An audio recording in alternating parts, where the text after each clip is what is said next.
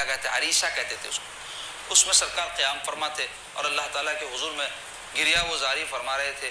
یہاں تک کہ آپ کی جو چادر مبارک کندھے پر تھی وہ گر گئی تو صدیق اکبر رضی اللہ عنہ اٹھاتے جاتے اور چادر مبارک کو کندھے پر رکھتے جاتے اور عرض گزار ہوتے اللہ کے رسول اللہ تعالیٰ آپ کی ضرور دعا قبول فرمائے گا، اللہ تعالیٰ آپ کی ضرور دعا قبول فرمائے گا.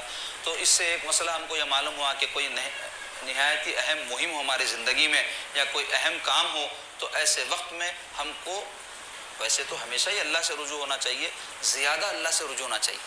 ہم دیکھتے تھے اگر کوئی شخص بیمار ہو جاتا یا کوئی زندگی میں مسئلہ پیش آتا تو لوگ پہلے آیت کریمہ کے گھروں میں دستر کرواتے تھے، صبح بیٹھ کے اللہ اللہ کرتے تھے، قرآن پڑھتے تھے، درود پڑھتے تھے. اب ایسا کچھ بھی ماحول نہیں رہا، اکثر گھروں میں نہیں رہا. اللہ تعالیٰ کو یاد نہیں کر رہے ہیں. کام تو جب بننا ہے اسی وقت بن جائے گا، لیکن کم سے کم جب اللہ کو یاد کریں گے تو اللہ تعالیٰ کی مدد شامل ہو جائے گی، سکون دلوں کو نصیب ہوگا، وحشت دور ہو جائے گی پریشانیوں کے وقت اللہ کو یاد کرنے سے، دعائیں کرنے سے. تو کثرت سے دعا کرنا میرے آقا کی سنت ہے. تو سرکار دعا فرماتے رہے. جب صبح ہوئی صفحہ درست کی گئی تو ایک بڑا ایمان افروز واقعہ ہوا. اسود نام کے ایک سرکار کے صحابی تھے، وہ ذرا جو ہے طنز و مزاح کی مزاج کے تھے. تو ویسے وقت میں بھی جبکہ وہ سیریس معاملہ ہے نا، جنگ کی نوبت ہے، جانوں کے اوپر نوبت آنے والی ہے، ویسے وقت میں وہ ذرا ہنستے بولتے صفوں سے آگے پیچھے ہو جا رہے تھے. تو رسول پاک صلی اللہ علیہ وسلم کے دست اقدس میں ایک چھڑی تھی.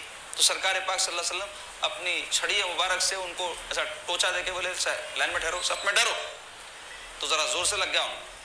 تو اس پر عرضگزار ہوئی یا رسول اللہ آپ مجھے مارے ہیں، میں جو ہے بدلہ چاہتا ہوں اس کا.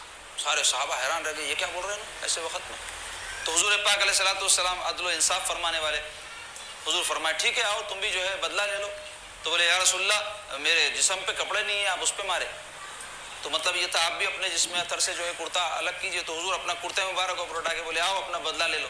تو دوڑتے ہوئے آ کے سرکار پاک صلی اللہ علیہ وسلم کے جسم اتر سے چمڑ گئے. بولے یا رسول اللہ یہ بہانہ نکالا تھا میں، جنگ ہونے والی ہے، اب جنگ میں نہیں معلوم میں شہید ہو جاتا ہوں کیا ہے کہ تو میں چاہتا تھا شہید ہونے سے پہلے آپ کے جسم مبارک سے میرا جسم لگ جائے. تو ایسی محبتیں ایسی چاہتیں تھیں یہ صحابہ اکرام کی. تو سرکار پاک صلی اللہ علیہ وسلم کو دعائیں وغیرہ دیے. تو اب جنگ کا جب سلسلہ شروع ہوا تو کافروں کی طرف سے عمر ابن حضرمی جو مر گیا تھا، میں واقعہ بیان کیا نا ابھی، رجب کے مہینے میں تیر چلا مر گیا. تو اس کی موت کی وجہ سے کفار بڑے غصے میں تھے. تو عمر ابن حضرمی کا بھائی آگے بڑھ کے للکارا کون ہے میرے مقابلے پہ آؤ. تو حضرت سیدنا عمر فاروق کے غلام تھے محجع رضی اللہ عنہ، وہ آگے بڑھے. تو وہ کافر ان کو جو ہے شہید کر دیا. اور اس کے بعد جو ہے کوئی اور ایک صاحب جو ہے پانی بھر رہے تھے کنویں پہ، ایک کافر تیر چلایا تو وہ بھی شہید ہو گئے. اس کے بعد کافروں کی طرف سے عتبہ شیبہ یہ دونوں بھائی ہیں اور عتبہ کا بیٹا ولید، یہ تینوں میدان میں آئے اور آ کر للکارے کہ ہمارے مقابلے پہ کون ہے آؤ. تو انصار کی طرف سے 2-3 انصار صحابہ آگے بڑھے. تو وہ کافر پوچھے مشرک مکے کے کہ کون ہو تم لوگ.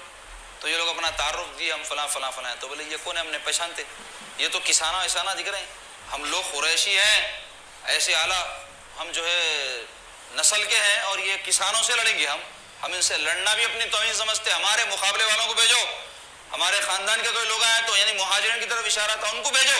تو اللہ کے حبیب صلی اللہ علیہ وسلم ارشاد فرمایا اے علی آگے بڑھو. حضرت علی رضی اللہ عنہ کو حکم ہوا اے حمزہ آگے بڑھو، اے عبیدہ مہاجر صحابی آگے بڑھو. تو یہ تینوں آگے بڑھے اور اپنے اپنے مقابلے والے کے سامنے جب آئے تو عتبہ سے جو ہے حضرت حمزہ مقابلہ کیے اور ولید سے سیدنا علی مقابلہ کیے اور شیبہ سے حضرت عبیدہ مقابلہ کیے. تو حضرت سیدنا حمزہ بن عبد المطلب اللہ کا شیر آگے بڑھ کے ایسا وار کیے کہ عتبہ کی لاش جو ہے زمین پہ مٹی میں تڑپتی ہوئی نظر آئی. اسی طرح سیدنا علی نے بھی اپنے مد مقابل کو وہی نار جہنم کر دیا. البتہ شیبہ جو ہے حضرت عبیدہ پر جو عمر رسیدہ تھے ذرا زوردار حملہ کر کے ان کی ٹانگ کو زخمی کر دیا اور ان کی جو ہے پنڈلی پھٹ گئی اور گودا اس میں سے بہنے لگا، وہ گر گئے. حضرت علی رضی اللہ عنہ آگے بڑھ کے ولید کا بھی کام تمام کر دیے اور حضرت عبیدہ کو اپنے گود میں اٹھا لیے اور ان کو لے کر سرکار کی خدمت میں آئے. تو حضرت عبیدہ پکار کر کہنے لگے یا رسول اللہ میں شہید ہوں نہیں، میں شہید ہوں نہیں. تو سرکار فرمایا بے شک تم شہید ہو، بے شک تم شہید ہو. چونکہ وہ میدان جنگ میں لڑتے ہوئے نہیں مرے تھے نا، اس واسطے ان کو خیال آ رہا تھا میں شہید ہوں کہ نہیں. مگر سرکار ان کو بشارت دیے. تو کیسے ہی اللہ والے تھے، جان دینے کی تمنا رکھتے تھے.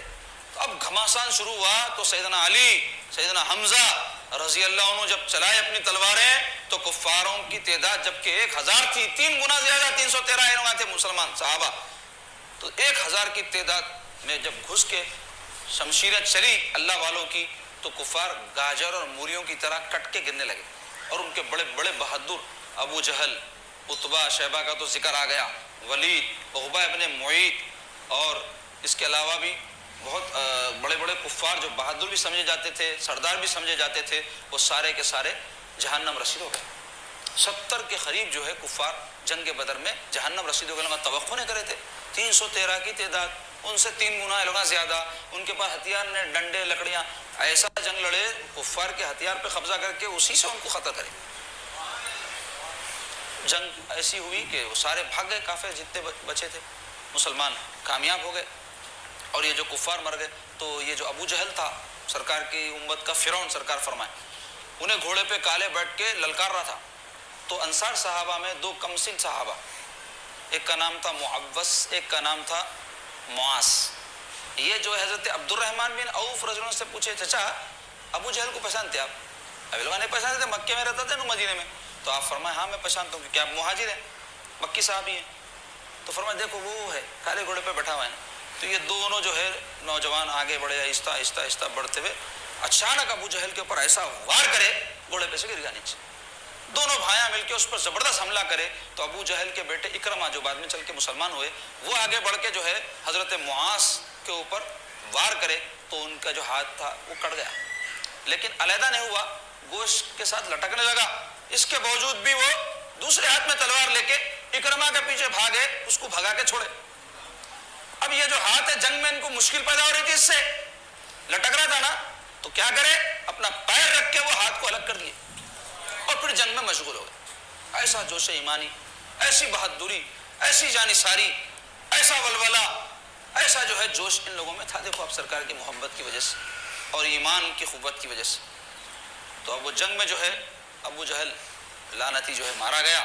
سارے کفار کی جب لاشیں جمع کی گئی، سرکار سے پوچھے رسول اللہ کیا کرنا، تو حضور فرمائے کیا کرتے، لے جاؤ وہاں ایک کچرا کنڈی تھی اس پہ پھینکو، فرمائے گڑا تھا ایک، کچرا وچرا ڈالتے تھے، سب کفار کو جب اس میں ڈال دیے تو میرے سرکار تشریف لے گئے، اور وہاں ٹھہر کے ارشاد فرمائے اے ابو جہل، اے عتبہ، اے شیبہ، اب تم لوگ اپنے انجام کو پہنچ گئے ہو، کہو کیا تم نے اللہ کے وعدے کو سچا نہیں پایا؟